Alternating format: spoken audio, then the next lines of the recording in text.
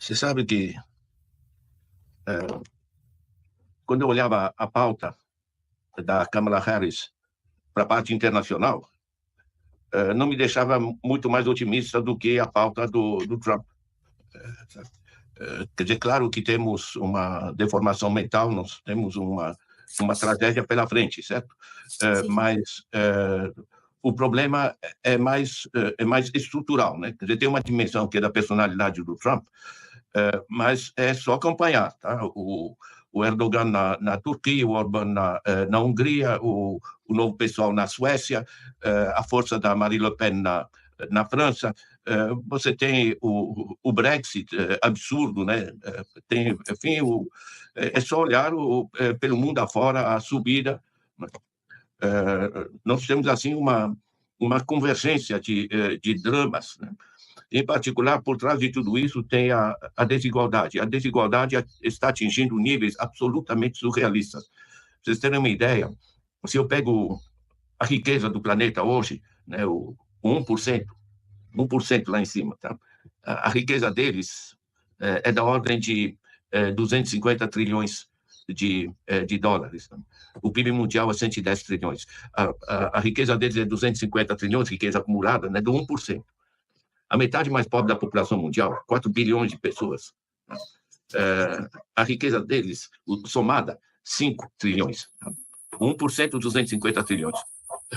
Os 4 bilhões da base da sociedade mundial, 5 trilhões. Você pode fazer um exercício seguinte: se você tira 2% lá do 1% lá de cima, 2%, né, das 5 trilhões, você dobra a riqueza da base da sociedade. Então, de certa maneira, a desigualdade progrediu e continua progredindo de maneira tão dramática que você tem, em inúmeros países, você tem uma situação, um sentimento de desespero, né? Saiu o livro A Geração Ansiosa agora, enfim, tem sabe, as pessoas se sentem perdidas. E são pessoas perdidas que estão conscientes do drama. Eu, por exemplo, trabalhei 7 anos na África, trabalhei em certas regiões onde a pessoa estava lá perdida no interior, não está sabendo de nada. Hoje, qualquer lugar, qualquer pessoa, por mais perdido que seja o território, ela está sabendo que poderia ter um hospital decente para o moleque, que podia ter uma escola decente, que podia, sabe, podia ter alimento. Quando você pega 800 milhões de pessoas passando fome, dessas cerca de 200 milhões de crianças, sabe o que é os pais olhar para os moleques passando fome? Esse é o nível. Tá? O que a gente produz de alimento no mundo dá para 12 bilhões de pessoas, segundo a FAO. Nós temos 800 milhões de pessoas passando fome. Você pega o Brasil. Certo? No Brasil, a gente escapou por pouco do Bolsonaro. Certo? Não é grande mudança. Tem a personalidade do Lula, que é absolutamente excepcional. Mas pensa o seguinte: o Brasil, só de grãos, na última safra, produziu o equivalente a 4 quilos por pessoa por dia. Só de grãos, sem falar dos tubérculos, frutos, etc. Tá? E temos aí milhões de pessoas passando fome. Eu passo aqui no centro da cidade de São Paulo, a cidade mais rica da América Latina, a quantidade de gente dormindo nas ruas. A Emília Maricato estima que é entre 60 e 80 mil pessoas.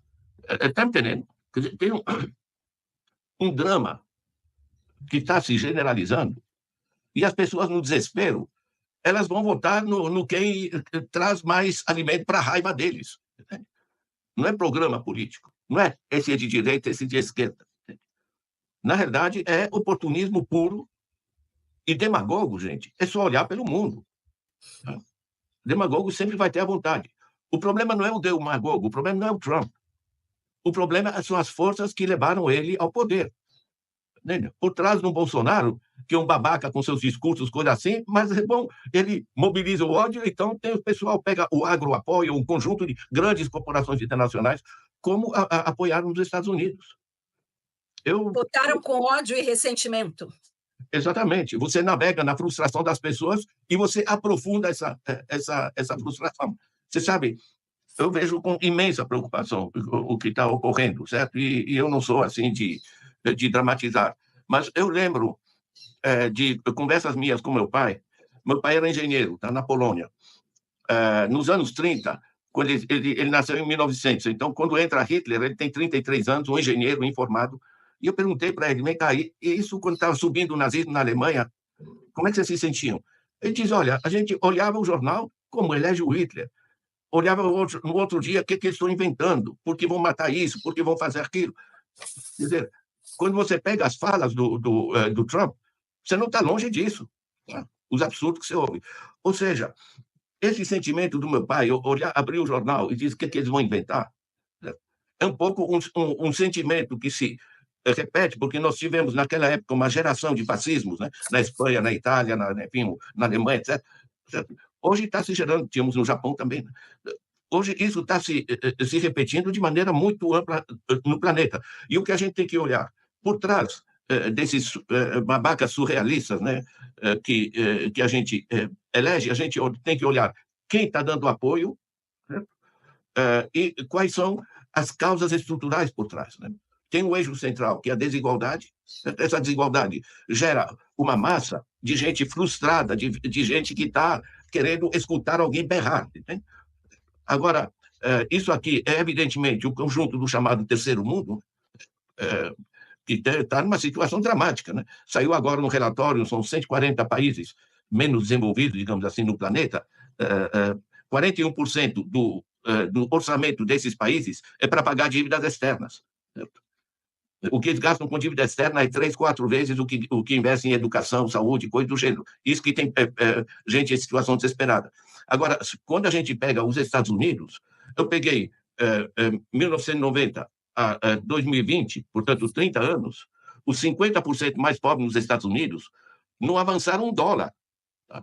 Se sentem absolutamente parados. Sabe o que é você ver que os seus filhos voltam para casa porque não conseguem um emprego, não conseguem progredir, um sentimento de estagnação? Então, para mim, pegar os dramas sociais e ambientais que a gente está gerando, os grupos, grandes grupos econômicos que estão navegando nessa e estão aprofundando esses dramas e que forçam a eleição dessa gente, né? De certa maneira, temos uma pirâmide de poder. Você sabe que é uma coisa interessante, as pessoas não se dão conta da mudança da estrutura do poder econômico, né? Eu recebi esse livro, que é excepcional em termos de... É do Peter Phillips. Uhum. Excepcional. É um dossiê. Tá? Ele te mostra, por exemplo, que os 10 maiores grupos são essencialmente norte-americanos, financeiros. Eles administram $50 trilhões. Põe BlackRock, State Street, Fidelity, enfim, UBS Suíça, enfim, esse grupo, 10 grupos, tá? Administram $50 trilhões. O PIB mundial, 2022, é 100 trilhões. Está entendendo?